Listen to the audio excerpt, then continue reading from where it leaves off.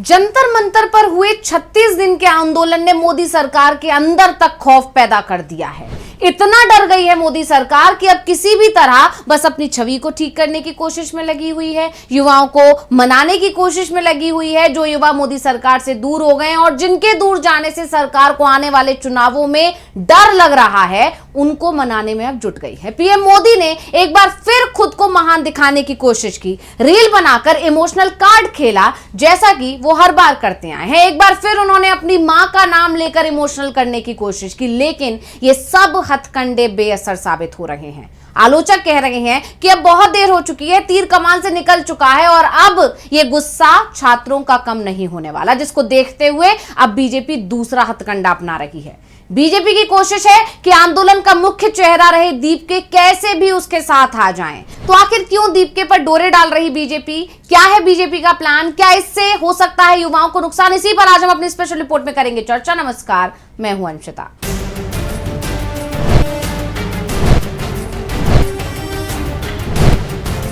सीजे सूर्यकांत ने एक बयान दिया, उस बयान से लोगों में गुस्सा पनपा और उसके बाद एक व्यंग्यात्मक पेज बनाया गया।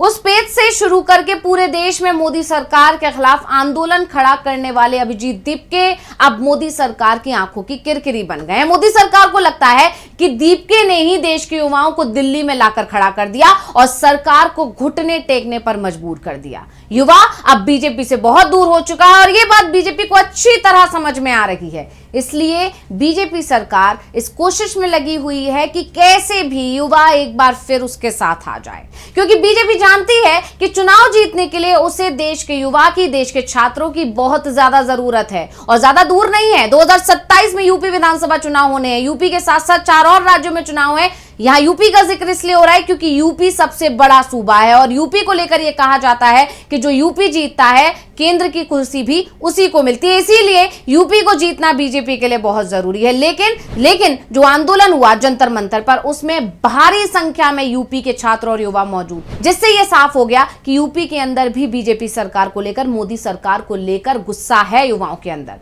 और सिर्फ 2027 ही नहीं, उसके बाद जब 2029 लोकसभा चुनाव होगा या फिर उससे पहले गुजरात विधानसभा चुनाव होगा, इन सभी चुनावों में बीजेपी को युवाओं की नाराजगी का हर्जाना भुगतना पड़ेगा। यह बीजेपी को साफ साफ दिखाई दे रहा है और इसीलिए बीजेपी इस तिकड़म में लगी है कि किसी भी तरह से दीपके, जिनके कहने पर पूरा युवा इकट्ठा हो गया, ये बीजेपी की गलतफहमी है, लेकिन फिर भी बीजेपी की बात को अगर देखें तो दीपके को अपने साथ लाने की कोशिश कर रही है। कभी धमकी दिलवा रही है तो कभी बहला फुसलाकर साथ लाने की कोशिश कर रही है। कुछ दिन पहले दीपके ने यह दावा किया था कि उन पर बीजेपी में शामिल होने का दबाव बनाया जा रहा है, धमकियां दी जा रही हैं, और जब उससे काम नहीं चला तो बीजेपी ने एकनाथ शिंदे को काम पर लगा दिया है। तो क्यों होने लगे हैं ऐसे दावे? सबसे पहले ये समझते हैं, फिर जानेंगे कि आखिर एकनाथ शिंदे को ही इस काम के लिए क्यों चुना गया। दरअसल आंदोलन खत्म होने के बाद से अभिजीत दीपके से एकनाथ शिंदे गुट के नेता मिलने पहुंच रहे हैं। पहले मंत्री और अब विधायक मिलने पहुंचे तो सियासत का बाजार गर्मा गया। चर्चा चल पड़ी कि बीजेपी अब दीपके पर डोरे डाल रही है। पहले डराने की कोशिश की और अब मंत्री विधायकों के सहारे दबाव बनवा रही है।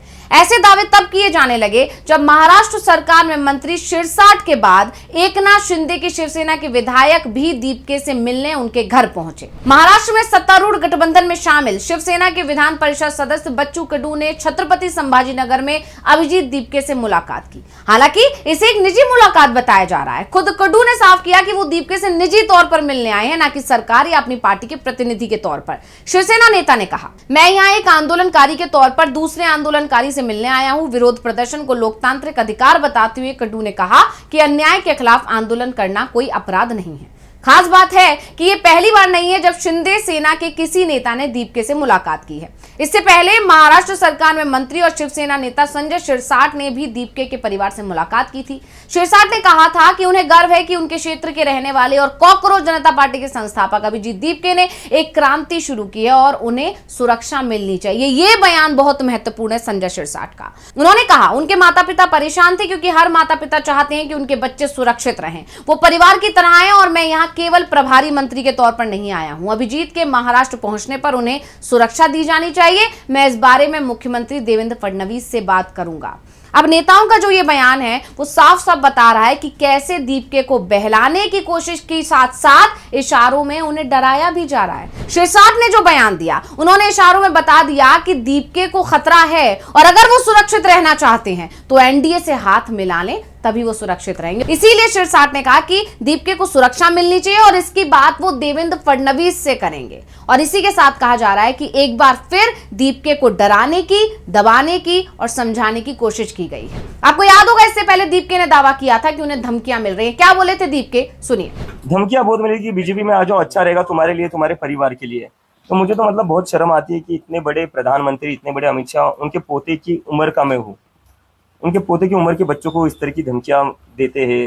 मतलब क्या फायदा तुम्हारे इतने बड़े प्रधानमंत्री या गृह मंत्री होने का, अगर तुम्हें बच्चों को इस तरह की धमकियां देनी पड़ती है। कॉकरोच जनता पार्टी के संस्थापक अभिजीत दीपके ने दावा किया था कि छात्र प्रदर्शनों के दौरान उन पर और उनके परिवार पर भारतीय जनता पार्टी में शामिल होने का दबाव बनाया गया था। ऐसा ना करने पर गंभीर परिणाम भुगतने की धमकी तक दी गई थी, लेकिन दीपके ने साफ कह दिया था कि इन धमकियों का उन पर कोई असर नहीं होने वाला है। ऐसे में अब जब शिंदे गुट के नेता उनसे मिलने पहुंचे तो जानकारों के कान खड़े हो गए। उनका कहना है कि जब धमकियों से काम नहीं चला तो बीजेपी ने एकनाथ शिंदे को एक बार फिर काम पर लगा दिया है। आप जानती है एकनाथ शिंदे को काम पर क्यों लगाया गया है? क्योंकि बीजेपी अच्छी तरह जानती है कि शिंदे इसमें बहुत माहिर हैं। पहले उन्होंने शिवसेना तोड़ी थी और फिर उद्धव के 6 सांसदों को भी तोड़ लिया। ऐसे में अब दीपके को भी साथ लाने का काम शिंदे को दे दिया गया और यही वजह है कि शिंदे ने अपने नेताओं को दीपके के घर पहुंचाना शुरू कर दिया। तो आखिर क्या है बीजेपी का प्लान, अब इस पर चर्चा करते हैं।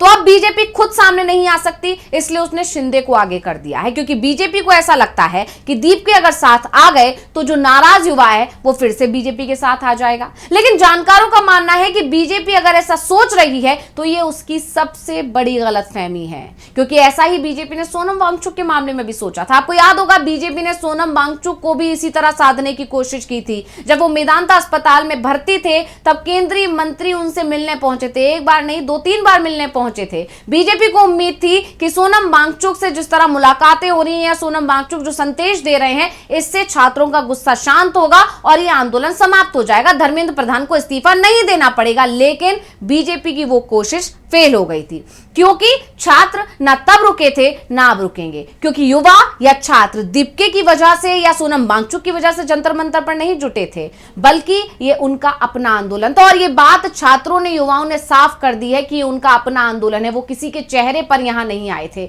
और यही इस आंदोलन की सबसे बड़ी ताकत थी कि इसका कोई नेता नहीं था। यानी बीजेपी अगर इस कोशिश में है कि दीपके को साध लेगी, तो सबसे पहले तो दीपके का जो तेवर है वो बता रहे हैं कि वो बीजेपी के साथ नहीं जाने वाले, एनडीए नेताओं की बातों में नहीं आने वाले हैं। और वहीं दूसरी तरफ अगर एक बार को दीपके को साध भी लेती है तो भी बीजेपी की यह कोशिश नाकाम होने वाली है, क्योंकि युवाओं ने साफ कर दिया है कि वो अब किसी भी तरह से बहकावे में मोदी सरकार के नहीं आएंगे। यानी युवाओं के खिलाफ बीजेपी जो प्लान बना रही है उसमें वो फेल ही होगी। तो स्पेशल रिपोर्ट आपको कैसी लगी हमें कमेंट करके अपनी राय जरूर दीजिएगा। इसी के साथ मुझे दीजिए इजाजत। देखते रहिए DV लाइव। नमस्कार।